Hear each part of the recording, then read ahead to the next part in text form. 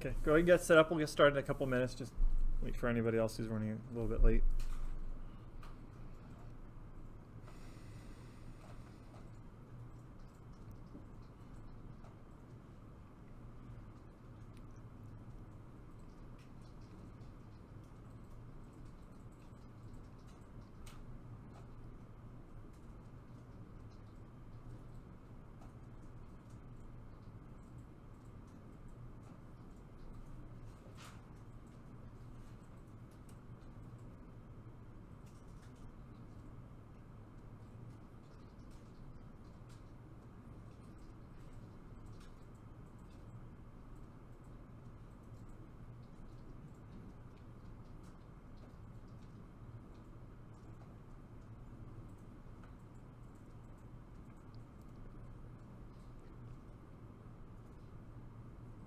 Okay, so what we'll do today is there's a new assignment out there. It's technically due in a week, but I think it's simple enough that most people will be able to finish it today.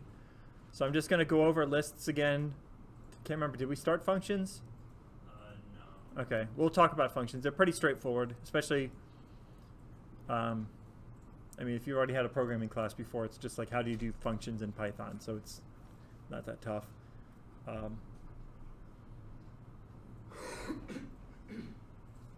What else do I want to do?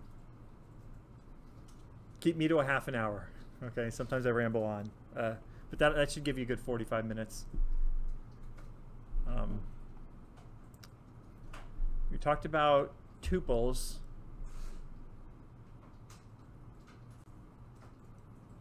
Just to be clear, I don't know if I have time for another example of tuples. A lot of people think of a tuple as like a list that can't be changed. That it's like immutable. I wouldn't really think of it so much like that. Usually use it more in the context of, remember we did GPS coordinates where we had like a small amount of data that we just wanted to represent. That's usually where we tend to use tuples more often.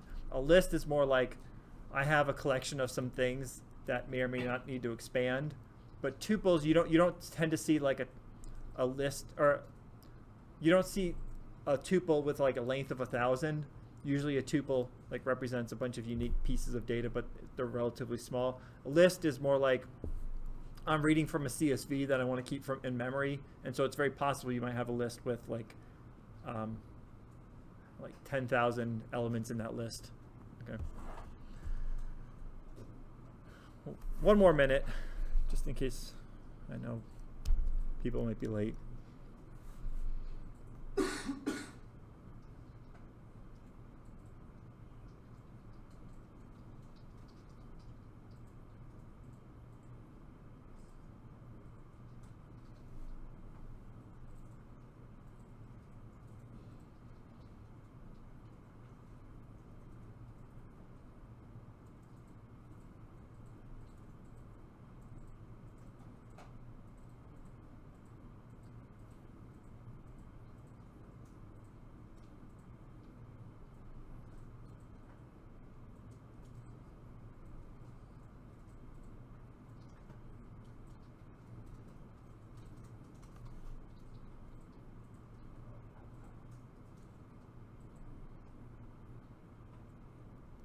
Okay, I guess we can get started.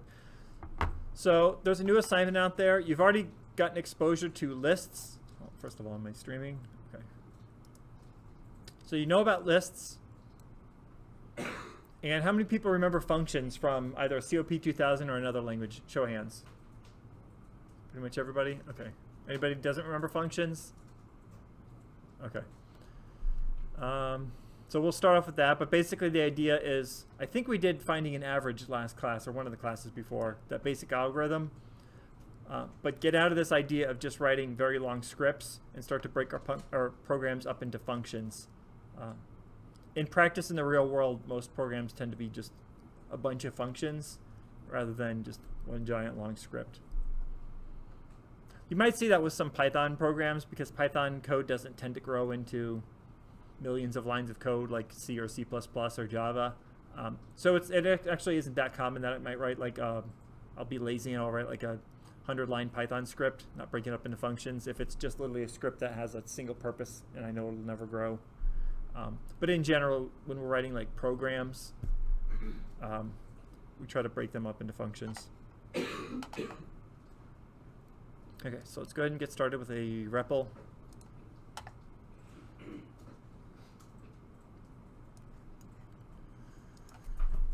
So for those, just as kind of a refresher, maybe you didn't have a super strong grasp of functions in the first place. The idea of a function is that we want a piece of reusable code. So imagine in the real world, I've got a very large piece of software. I always get some students kind of having some difficulty understanding why we need functions, because they're like, well, I could have done the same thing just by copying and pasting that code in 3 different spots. In the real world, anytime you find yourself copying and pasting code, it's just kind of like a big red flag. It doesn't necessarily by itself mean there's a problem. It's just kind of like maybe you need to reorganize things. The reason being is because anytime you have repeated code, what happens to code in the real world? Does it stay the same for 30 years? No. Most of the time, code changes. It's very, very rare that you write a program once and it stays that same for the life of the program. Even if the changes are minimal, you still do get changes. Even if that change is, one change every 3 or 4 months, you still will usually have to go back in that code and work with it. And the problem with that is that if you've copied that in 4 different places and there's a bug or there's some sort of business change, like a business requirement change, you've got to change it in 4 different spots. Well, the chances of you correctly changing it in 4 different spots, or 10 different spots or 30 different spots, you might do it right the first few times, but if that's how you always manage your code, you're going to make mistakes. In the real world, multiple people work on software, so you're not going to be the only one working on the software. So the idea is that with functions, you take that bit of logic, you wrap it around in this reusable piece of code. That way, when you've got some sort of change to that logic, you only have to change it in 1 spot. Now, if you're really clever about it and you do it right and you don't change the function signature, which should be your goal, this gets into sort of defining APIs, which I don't know if we'll talk about that specifically, but it's what's called contract-based programming, is that you've got the idea of a programmer writing code and another programmer using that code. So for example, if I go out and buy a drone and say, for example, they've got like a Python API, and I write some Python code to make it do cool stuff, like say, for example, I buy that drone and they've got an API where I pass it some GPS coordinates and it's cool, and I can just make that drone go to whatever GPS coordinates I want to. And then they change and say that function is just go to GPS. And then they change that function to where instead of taking a latitude and longitude, now it takes a list of points. Well, they've broken my code on me. That's when we talk about APIs, is that you kind of want it to be stable. That, okay, well, maybe you need to create a second version of that function that is backwards compatible with that other, anyway. So conceptually, so that's why we need functions, is that we want reusable code that is broken up into kind of small, modular, manageable pieces. Now, many times you have code that isn't necessarily used in a bunch of places. It can be something like a copyright notice or, kind of trivial things, or printing a menu or something like that. You might only print the menu once in the program. Even then, it can often be a good idea to use functions, because what you want to do is you want to be able to have a high-level view of your program, and you want to be able to read code almost like you're reading in English. So things like you're looking at code and it says something like print menu, get user input, calculate average, display result.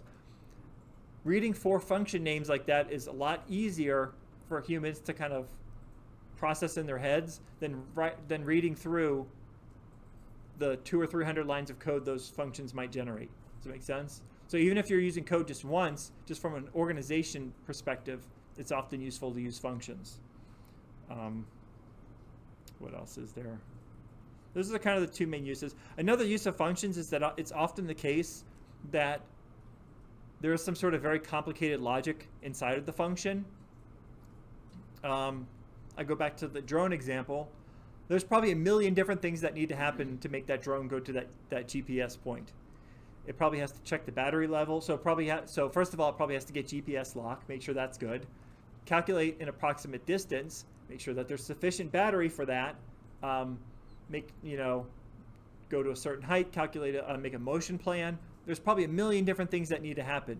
As a programmer, I might not be an electrical engineer. I might just be a beginner programmer, just like a junior level programmer. I might not even understand all the electrical engineering behind and all the physics behind all those sorts of things. But I understand how GPS works. I know what a latitude and longitude is, so I know enough to consume the function, but the function may be way more complicated than I could ever imagine. And that's not that uncommon. We'll use often mathematical functions like sine and cosine, okay? And the actual internals of that function are kind of complicated because it's not like in mathematics where, we actually have to convert that into ones and zeros. Mathematics, we can kind of talk about things conceptually, but we have to actually define in code a sine and cosine, and sometimes it's not as easy as you'd realize. And we have to do it efficiently too, so we can't use like some super slow version. A lot of times they have like an optimized version. Okay, so anyway, that's functions. The three main uses are code reuse, cleaning up your code so it kind of reads a little bit level from like a top-down perspective, and then hiding code that's a little bit too complicated for other people that might not understand how the code works. So let's start off with our simplest function that we can write. I always use this example. It's kind of a useless function, but it gives you this basic conceptual idea of a function. So I like to start off, so in Python, when we're writing a function, we always write the word def. So this is just how we always start the function. In another language like a C or C++ or a Java, what do we usually write first? The return type, right? Like int or float or string, whatever. Here we just always write the word def. Because we don't actually specify the type, remember how we would just say like x equals 5, we didn't have to say int x. We don't actually specify a return type. And when we're taking in inputs, we don't actually say the type of the inputs either. I think they actually did add an addition to the language. I actually don't like that feature. It's kind of nice when you're looking at a function to know the types it's expecting. I think in a recent version of Python, they actually allow you to do that, but I don't know enough about it. And in practice, you're not going to see that often because it's kind of a new feature. So let's make a very, very simple function where it's a useless function, but all we're going to do is add two numbers. And let's very generically call these numbers A and B.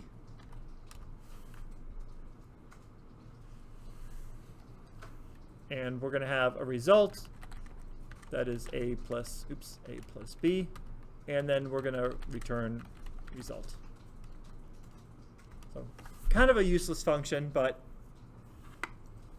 it has all the basics of the structure of a function.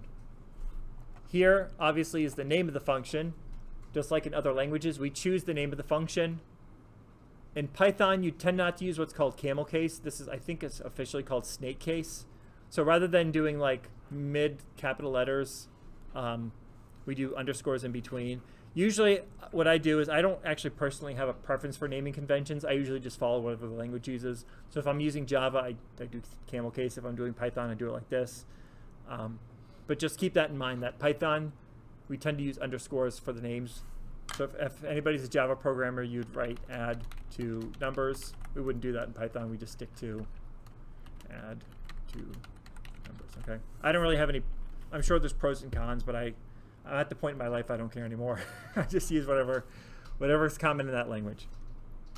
Okay, so this is pretty straightforward. We just have a variable called result is equal to A and B.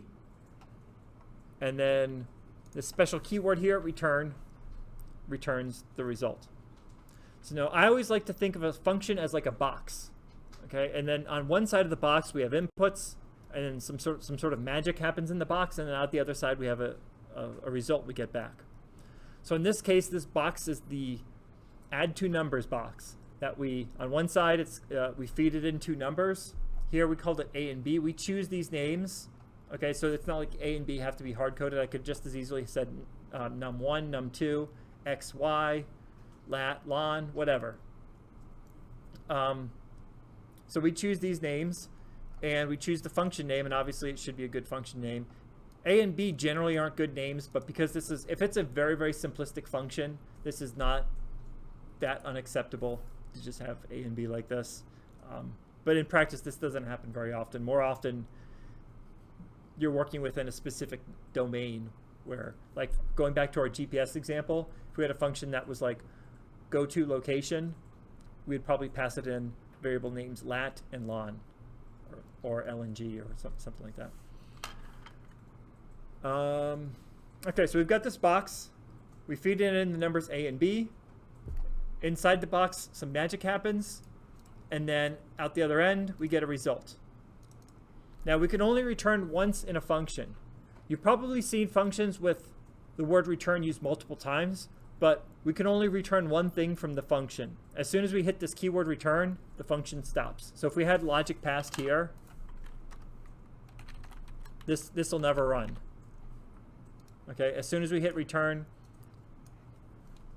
Now, functions can only return one thing, but we can actually be pretty clever about what we return. So if you actually do want to return multiple things, what you can do is cheat and maybe use like a list or a tuple or something like that. But the spirit of it is that we still can only just return one thing, but it's just like a list that happens to have multiple things, if that makes sense. Okay, so this is like our blueprint for our function, because if I were to actually run this function, nothing happens. Notice that it didn't print anything. It's not until we actually call this function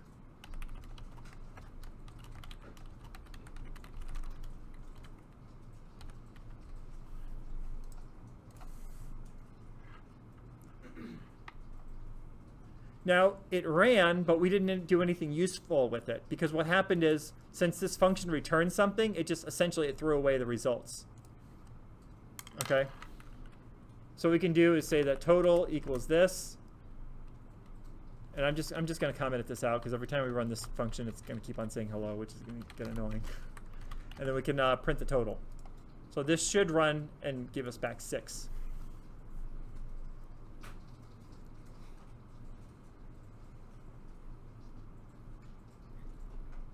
Now, one thing that I've noticed a lot of people have difficulty with is called scoping. Does anybody remember that term from your other programming classes called scope?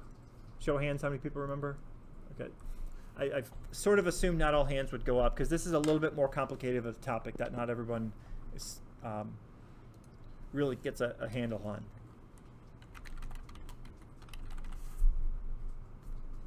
Why isn't that code going to run? I mean, let's run it just to confirm. So why didn't it run? Line number 6. I mean, I've got result here. I said that result is equal to a and b, a plus b, and then I tried to print it, and it didn't print. It doesn't have any data yet from the print or add. So it's not quite that. Yeah. Yeah. So this is, sorry, do you want a chance at it? Because you had your hand up. I was going to say the same thing. Okay. Yeah, so what happened is that the first time we used it, remember how this works? So we don't really declare things so much in Python. Is that just kind of the first time we use it, it just magically appears? Is that it's scoped to this function. This function only lasts up to line number 4. Remember how when we have these two spaces right here, this is the equivalent of our curly braces. So if we were to write this in another language, this is where our curly braces would be. Okay, so this is as far as the function lasts. It's pretty much done by this point. Not pretty much, it is done by this point. And so what happens is that any variables that we introduce here are only going to be valid for the length of that function. That's called scoping. That's very important. I don't want to get into the weeds too much and confuse people, but I'm sort of getting the sense that most people in here are kind of advanced programmers. How many people covered pointers in COP2030? Show of hands. Okay. What's that? Oh, yeah. So we have something sort of similar in Python. It's not a true pointer, because Python runs kind of with an abstraction layer, but each variable actually does get some sort of unique ID. So this is, result is the human readable name. So I'm going to get rid of this because it's not that useful. Let's do this first, actually. So I'm going to comment this out. And let's do this again, but now let's write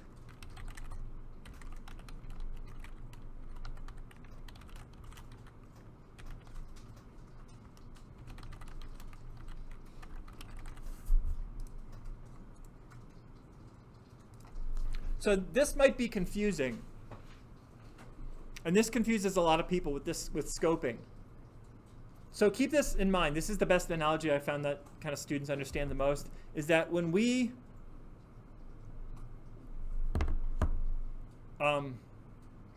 declare a variable, sort of think of it as just like a name. And with a human, that person isn't like, I'm not Chris, I'm a person, and that label is attached to me. Does that make sense? So if you changed my name, it wouldn't change who I am. I'm still the same person, it's just my name's changed. Same thing with variables, is behind the scenes, they actually get a unique ID.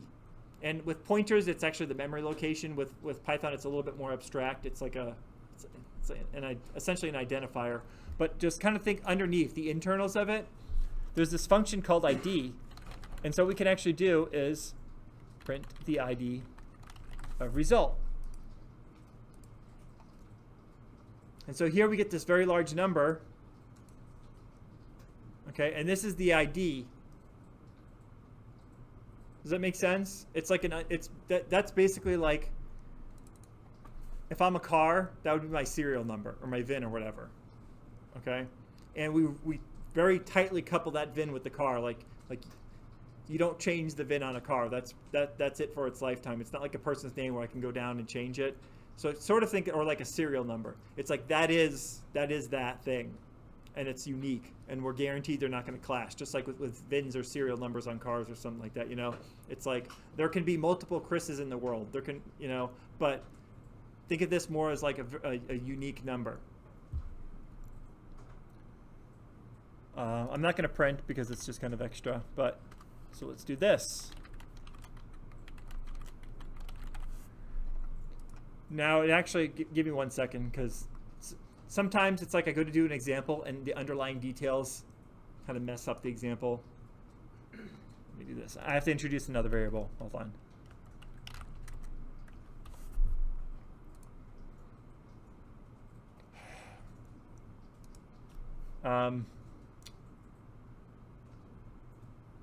Because what will happen is it'll reuse these numbers, and that's what's happening. So I'm trying to get it to get a new number, but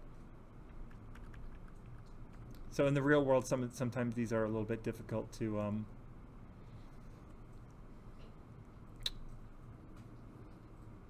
can I trick this?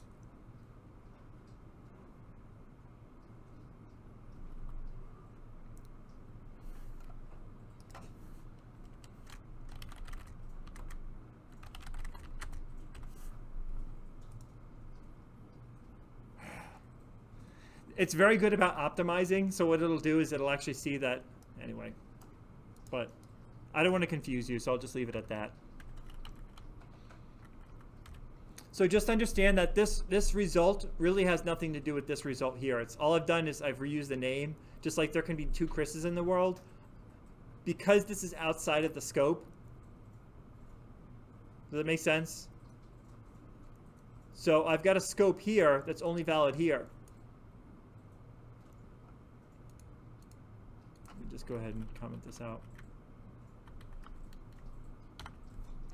This is notoriously difficult with strings too, because the underlying mechanics of it, it's very good at seeing two different strings and knowing that they're actually the same string. So it does a bunch of optimizations in the background. That's why that example is kind of tough to. It's a lot easier to show in C and C++ with pointers.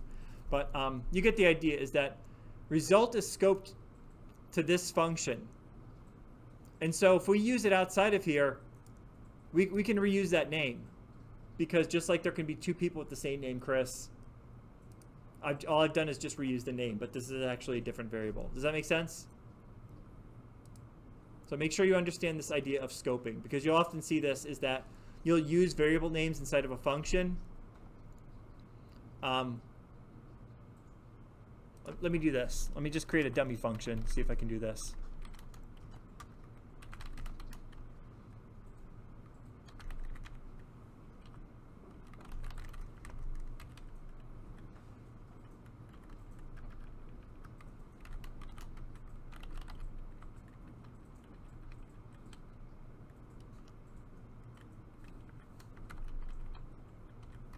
This might be a better way to do this. There we go. See how we have result here?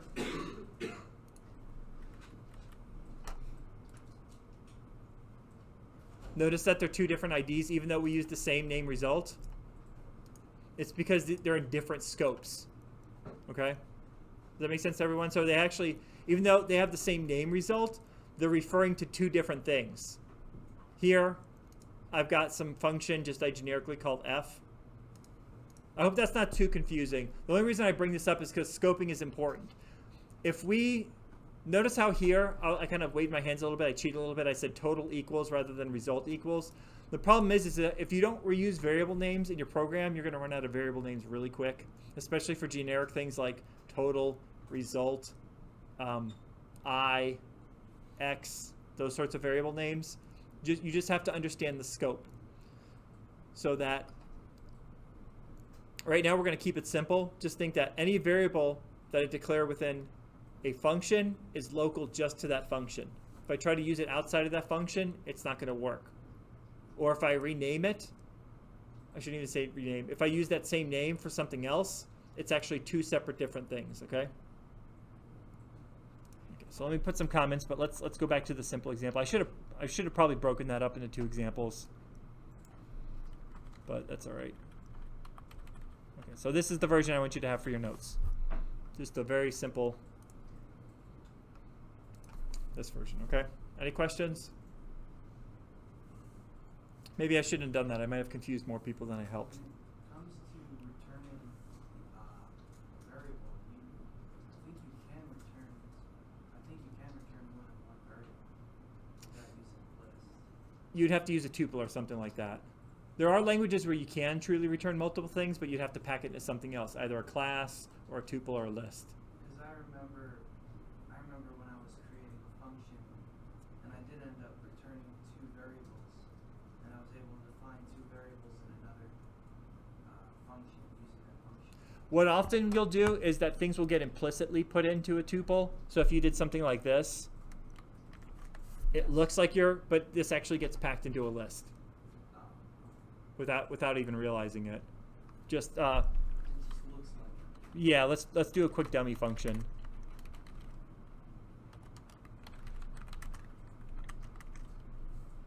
So don't type this. This is just to give an example. So far to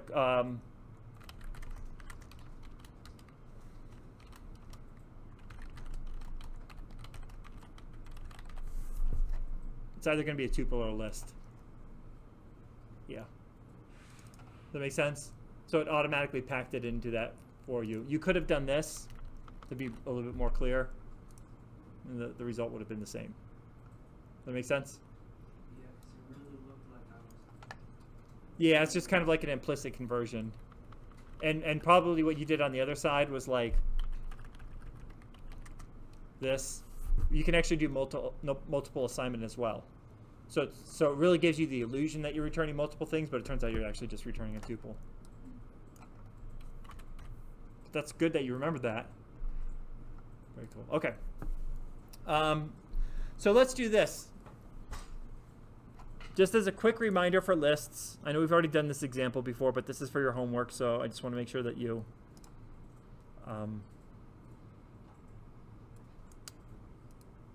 got the basics of the algorithm. So the average algorithm, if I give you a bunch of numbers, and let's make some of these floats, I guess.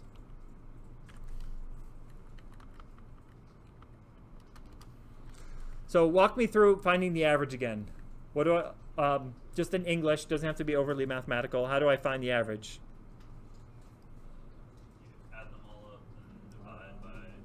Exactly. And so if I want to add them all up, it would basically be 5 plus 2 plus 9.2 plus 7.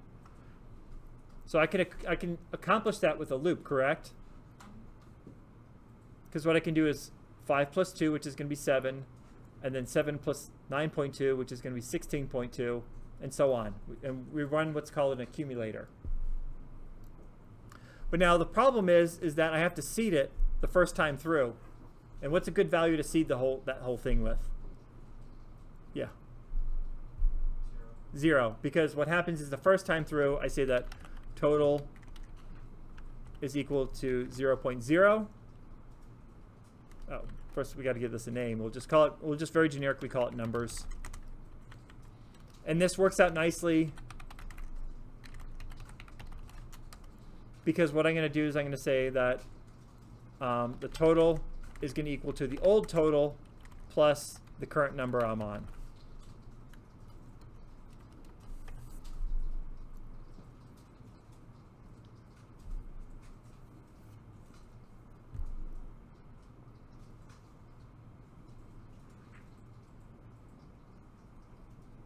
And so what happens is the first time through it says 0 plus 5 is going to be 5.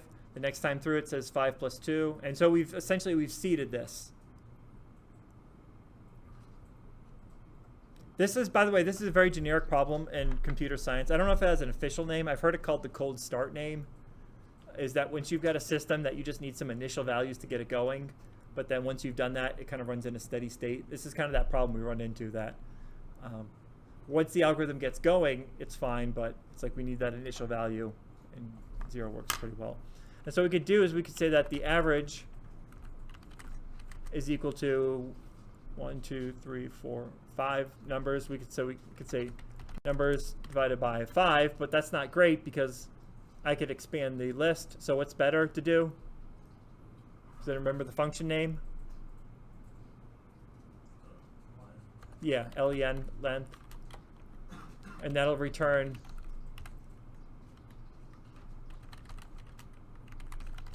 okay.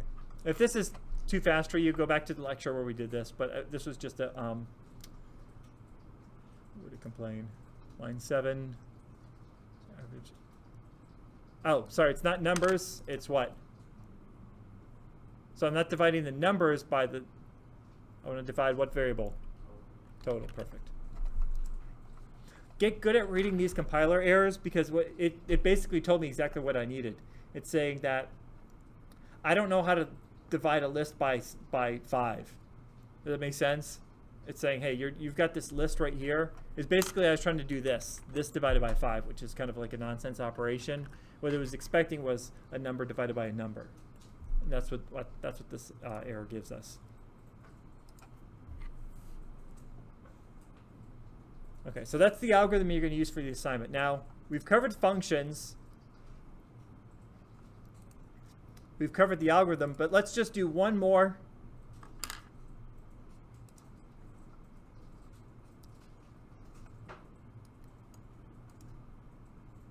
And what we're going to do is now we're going to take in a list. So before we took in individual numbers, but we can just as easily take in a list to a function. So let's do this. We'll call it maxval. By the way, notice that if it turns blue, this means that it's a reserved keyword. There's actually a built-in function called max. We don't want to call it that. That's why we're calling it maxval. And we're going to take in a list of numbers.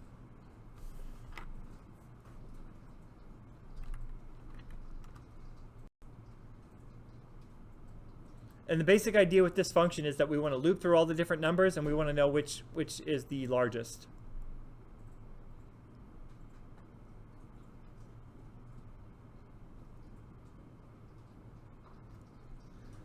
There are a bunch of different ways to accomplish this algorithm.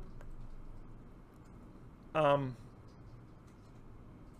have my preference, but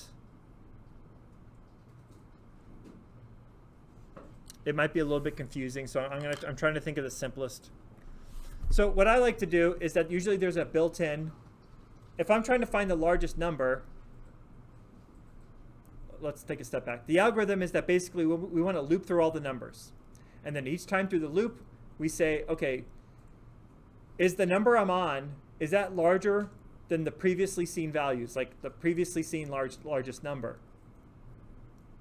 So say, for example, the number I'm on is 7, and the previous max number that I saw before was a 5. Well, yeah, 7 is larger than 5. That becomes the new largest number. Most languages have a built-in constant that tells you the absolute smallest number possible. That's the method I like. I think that tends to be a little bit confusing. So what I'm going to do, the other thing that you can do is that you can seed it the first time through, and you can say that largest is numbers 0. The reason I potentially don't like this as much is because we really should add in some logic to check to see if this is an empty list. Because what happens if I pass in an empty list? It's going to throw an exception. It's going to get an error because there's going to be no element 0. But we're going to ignore that for now. Then what we'll do is for number in numbers,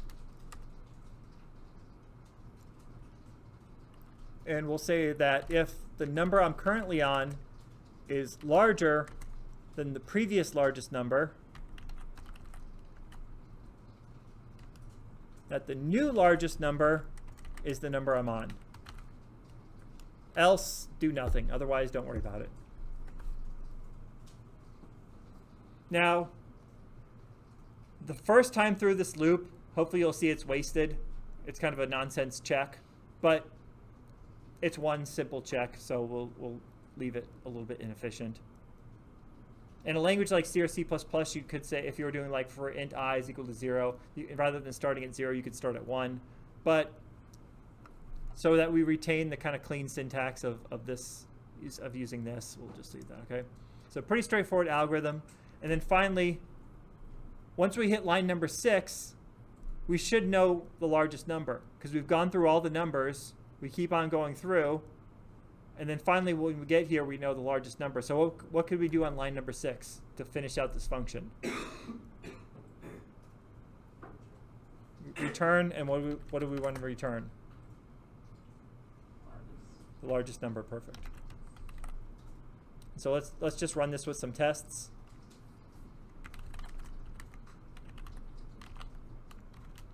Now we can do this actually a couple different ways. So let's do this. Let's make a variable called mylist, and let's just test with some values. You always want to check for things like negative numbers. So 1, -6, 0.2, bless you, 9, and then another duplicate, say -6. And then we're going to say that the result is max val, and run it for this with mylist, and then print result.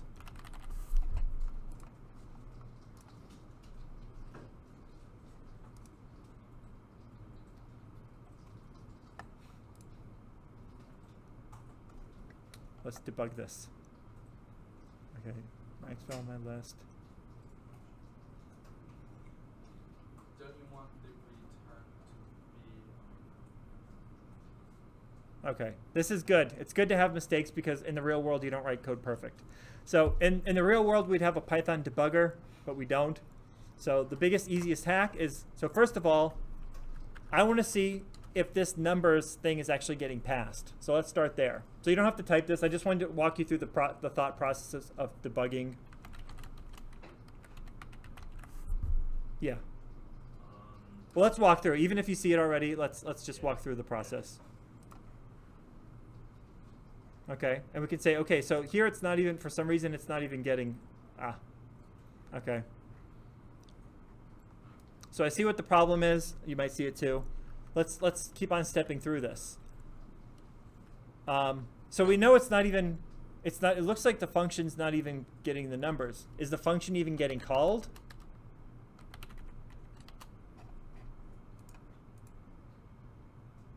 And no, the function's not even getting called. So we might have to take a step back here and say, why is the function not actually getting called? And we go here, and what do you notice? And this is the thing that drives people crazy about Python. Some spaces over here. We actually have to shift it over. Oh, how did you do that? Oh, it's just a keyboard shortcut. If you highlight and then hit Shift Tab. So Tab moves it that direction, and Shift Tab brings it the other direction. So what was happening is that because this is one of the headaches you'll run into in Python versus like a curly brace language, is that it actually thought it was a part of this function when we actually just wanted it part of the script. And now we see it works correctly. Okay. Pretty simple algorithm. There might be more efficient ways to do this, but to me, this is the one that most people understand the easiest. So what you're going to do is you're going to take this example. Let's walk through this again. So this, going back to our box analogy, the actual algorithm inside the box, it goes through and it finds the largest number. So on the input of the box, we feed it a list of numbers. And the idea is on the output, the other side, it's going to return the largest number. And then here we defined a list. We called it just very generically my list. And then we called the function. Remember that this is just the blueprint, but here we called the function and we passed it the list. And then it gave us back the largest number. We stored that as a result, and then we printed the result. Now what you have to do essentially for your assignment is take this algorithm, this average algorithm, and do the same thing like we did here. So rather than finding the largest number, you're going to find the average of a list of numbers. Does that make sense? So it should be a very, very short leap between these two. I want to give you enough time. I know I promised you 45 minutes, and it's going to be closer to half an hour or so. I'm going to shut up now, but any questions on this? Everyone understands both examples pretty well? And then the actual assignment, let me see if there's any specifics you need to know about.